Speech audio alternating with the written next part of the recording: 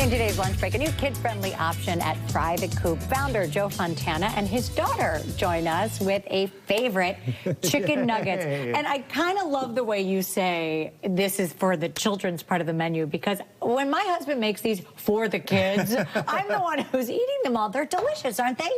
Yeah. So was this your idea to make chicken nuggets? What do you call them? Little chickens. Little chickens. Okay, so the sandwich was too much for you. You wanted little chickens. Yeah. Okay, so Dad, you tell us about why the little chickens are so delicious at Fry the Coop. And you're 100% right. I bring them to meetings. I'll bring like a 30-pack, and everyone's like, oh, I'm not hungry. And within 5 minutes, they're all gone. Yeah, I know, you're tempting me because you put them right out in front of me. I was like, all right, someone else is going to have to talk because I'd like to start eating them all. That may have been on purpose. No, we always had chicken tenders on our menu, but they're huge. We have these jumbo chicken tenders. Right. And I got 3 little ones at home, Paisley being our oldest. And it was always like a 50-50 shot if the kids would eat them or not. Sometimes they would eat all of them. Yes. Sometimes they wouldn't touch them because they're big and they're hard to eat. But you know what they eat 100% of the time? Little chickens. Nuggets are little chickens. And Paisley loves them so much. Tell her why you love them so much. Because they're dairy-free. Oh, they are. She has a dairy allergy, and when we were doing we recipe tested for like a whole year doing this. Wow. And literally we found out the best way to do it is not really with any buttermilk. And all of our chicken is really with buttermilk. But the breading sticks really nicely to them, and they're dairy-free. Without buttermilk. Without all right, so buttermilk. you're going to have to give us this recipe because I'm sure there are a lot of people at home that could benefit who, like you, have trouble with dairy. And 100%, a lot of like chicken nuggets too. It's almost like a meatball chicken nugget, you know, where they kind of grind it up and they form it into these little forms. But these are actually big chunks of actual chicken. All right. And so we're going to teach you all the tips and tricks of making the best chicken nuggets you ever had. Okay. And Paisley, how often do you ask me to bring home chicken nuggets? A lot. So bring me little chickens, Daddy. Bring me little chickens. So the first step is making a salt brine. We use a 6% salt brine, so it's 94% water, 6% salt. Okay. And you do this for 24 hours. And what's nice about when you do the brine, it actually like breaks the muscle down a little bit and makes them so they like melt in your mouth. Really? So like helps them be like juicy. I've it helps them melt in your mouth. Okay. Yeah, 100%. And like you can do a dry brine too, which is kind of where you like put your salt on it and let it like go overnight. Right. But the wet brine works really, really well. So you take your chicken breast. We got an all-white, beautifully natural fall chicken breast here, and we're just going to cut them up into these little chunks. And that's what I love about them too, because it's like actual real meat. It's not like this like ground up, silliness. It is just delicious, big chunks of meat. So they go in there, and we get them all brinded, and we'll just pretend for a little TV magic that they've been in for 24 hours. So also, once they are brined, you always want to season, and we call it in the restaurant business, it's layers of flavor. So you always want these layers of flavor. So here, I'm just taking a little bit of our rub, and the secret here is a little bit of cayenne and paprika is kind of like the main thing.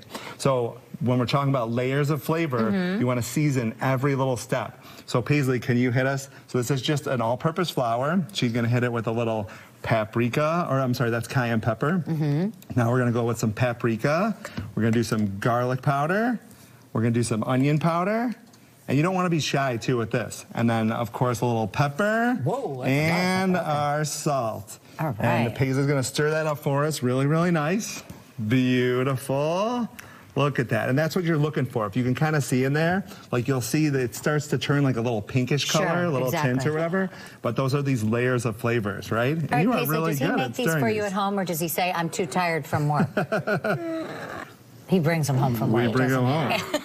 Because you're really good at this. I feel like you've made these before. So we have 9 restaurants in the Chicagoland area now. 9. A little over 200 employees. I feel like in the times that you have been coming here, it's just growth more growth and more growth. 1, 2, 3. So successful, which speaks to, I think, the quality of what you're serving. Yeah, thank you. Yeah, we put a lot of love into our chicken. We also fry in 100% beef tallow. So I don't know if you've heard about the seed oil thing, but like seed oils are not good for you, and especially when you fry in seed oils. So we fry in 100% beef tallow. And the real secret is it really just tastes better, too. Wow, interesting. But this is what you're looking for. So you want the nuggets to just be coated real nicely.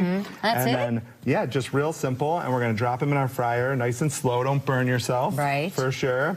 And the first time you fry it, we're going to fry it for 1 minute, 45 seconds. So they go really, really fast. And then what's actually awesome about this recipe is really good fried chicken is always fried twice. So you always want to fry it twice. That's so you the secret. That's the secret. The Makes it nice double-fried. and crispy, and it gets all the juicy So what do you do stuff in between? inside. So in between, you can actually take them out. Like these were fried one time. You can set them to the side. You can put them in the fridge. Okay. You can have them sit, and then when your guests come, so you could do this almost in the morning, the day before. You could even freeze these, and then whenever you have someone come over and you just want to drop them in. Do you coat them in anything else, or you just drop them back in the oil? No, you just drop them right back in. Okay. Yeah, I know. So the double fry, we have an air fryer at home, so a convection oven, so you can throw them in there if you want to stay away from like the whole frying aspect or whatever. But you can just see they fry up so nice and quick.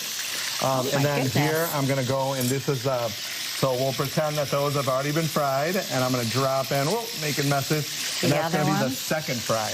And you've got some of them right here in front of me. You've got all of your sandwiches. You've got, different flavors and different toppings, I know, which are really so great. Sandwiches are the hero of our story. So much for helping. Is it time for us to eat yet?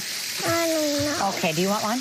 Yeah. It is. It's time. Yeah, Why don't you grab one, and I'll grab one, and we can cheers. And of course, you always want a little sauce. We have our Coop sauce right here. Ooh, gotta try that. Look at this. Fry the Coop has 9 locations. The most recent one opened in Bolingbrook. You can check it out at frythecoop.com. We'll have the recipe for perfect little chickens or chicken nuggets, whatever you want to call them, without dairy.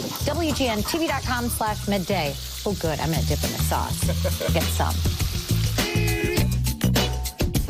Mike Lowe.